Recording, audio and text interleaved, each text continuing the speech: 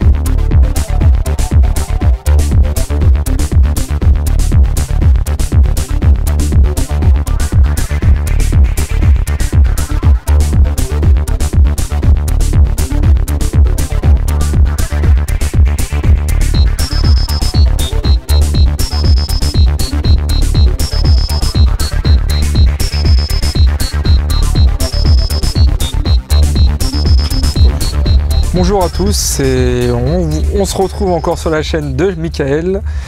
Donc voilà, donc aujourd'hui on va tous se retrouver pour vous présenter, moi et Michael, un pistolet qui est vraiment insolite et qu'on retrouve vraiment sur le marché français, mais vraiment par hasard. Donc ça fait vraiment un petit moment en plus qu'on le recherchait, vu qu'on avait un petit peu de demande à la boutique. Et c'est l'occasion, donc avec Michael, de vous faire une vidéo sur cette arme. Donc déjà la présentation, pistolet Kunan de marque Kunan. Donc là ce soir on va vous présenter le modèle 5 pouces, donc comme vous pouvez voir ici présent. Donc c'est un modèle qui est la poly, donc c'est un modèle inox, donc canon vraiment 5 pouces, chargeur 7 coups, donc il peut aussi bien tirer de la 357 que de la 38. Il est quand même préférable, nous on a refait le test vraiment de tirer de la 357. Après il est livré en plus avec 2 chargeurs et un autre vraiment récupérateur central, vraiment le récupérateur principal de l'arme, donc avec plusieurs poids. Donc après, suivant si vous allez tirer de la rechargée comme nous, ce qu'on a fait ce soir, ou tirer aussi bien de la manufacturée. Après, ce qui est bien, vraiment les grosses principales, on va dire, pièces de l'arme ressemblent vraiment comme 2 gouttes d'eau 1911, que ce soit le principe de fonctionnement, le principe de démontage. Donc après vous allez voir, dans tous les cas dans la vidéo, si vraiment ça vous convient ou si vraiment vous voulez avoir plus de renseignements sur celle-ci, on fera une seconde vidéo avec Michael pour voilà, vraiment raconter l'historique, le rechargement, les côtés, les points positifs et les points négatifs. Donc après je vais vous laisser avec Michael pour en ce qui concerne le tir.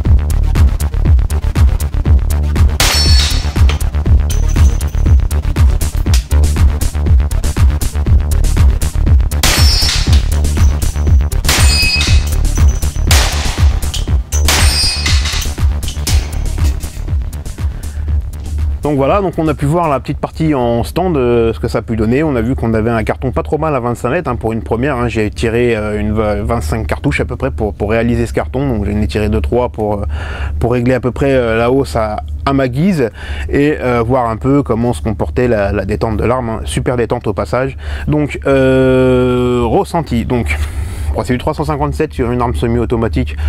Comme on peut se le douter, ça reste quand même relativement gérable. Hein. C'est pas un recul de fou, mais c'est sympa. Bonne petite sensation. On va dire que c'est du 45 amélioré, un peu comme si on tirait du 40 Smith & Wesson, un peu plus péchu.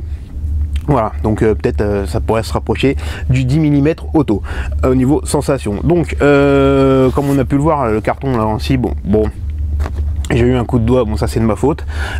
Ensuite on a un groupement qui est pas mal du tout, hein. Si on le décale un peu et si on oublie la 8e cartouche, hein, ça tient largement le 9 de la C50, quelqu'un d'aguerri, il sortira pas du 9 de la C50 à 25 mètres. Que dire de plus? Pareil, hein, j'avais fait une deuxième petite série de 6 avant de passer au gong. Là il y avait 3 mouches sur le carton, un 8 limite 9 et 2 9, donc quoi de... Il n'y a pas à se plaindre. Donc concernant tout ce qu'on a vu, j'ai eu quelques incidents de tir au début. Même au début j'avais les cartouches qui ne s'éjectaient pas. Il se passe qu'aujourd'hui j'ai essayé juste mes cartouches rechargées, donc rechargées avec 1,05 g de SP3. C'est une charge quand même qui commence à être assez élevée. On n'est pas encore, on pourrait en monter à 1,10 g hein. Et d'ailleurs je le conseillerais pour cette arme là, ou pourquoi pas essayer une autre poudre, parce qu'avec le ressort, comme on a vu tout à l'heure, c'est livré avec 2 ressorts, un vert et un rouge. Le vert c'est un ressort souple, le rouge c'est un ressort dur. Donc pour l'éjection, le ressort dur c'est très bien, mais par contre il faut vraiment une cartouche très puissante pour avoir une éjection parfaite. Là moi avec le ressort rouge, j'ai eu des soucis d'éjection. Donc après j'ai monté le ressort vert, j'ai eu moins de soucis d'éjection. Par contre j'ai eu des petits soucis de percussion. Alors ça je sais d'où ça vient sûrement de mes amorces, c'est même pas sûrement, c'est sûr. J'ai eu le même problème avec mon Glock en fait sur des amorces, un lot d'amorces Celiebello. Je suis passé sur de la Fiocchi ou même de la CCI, là j'ai aucun souci sur mon Glock, donc je suppose que sur celui-là ça va être la même chose. Je pense que là en ce moment j'ai un mauvais lot Celiebello en small pistol.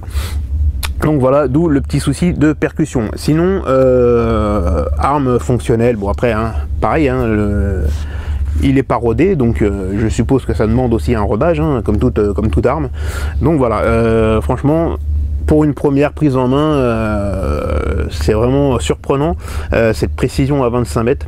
Et voilà, pareil au gong, hein, comme on a pu voir là, bon j'ai touché 4 gongs sur 5, bon c'est pas de fou, mais bon, voilà, pour une première c'est pas mal, hein, avec le petit incident de tir qui déconcentre toujours un peu. Voilà, j'espère que cette vidéo vous aura plu, et que si vous voulez une suite sur cette vidéo avec un peu plus de données techniques sur cette arme là, on se fera un plaisir de vous la faire avec Clément, et d'ici là je vous dis à bientôt pour de prochaines vidéos. Ciao.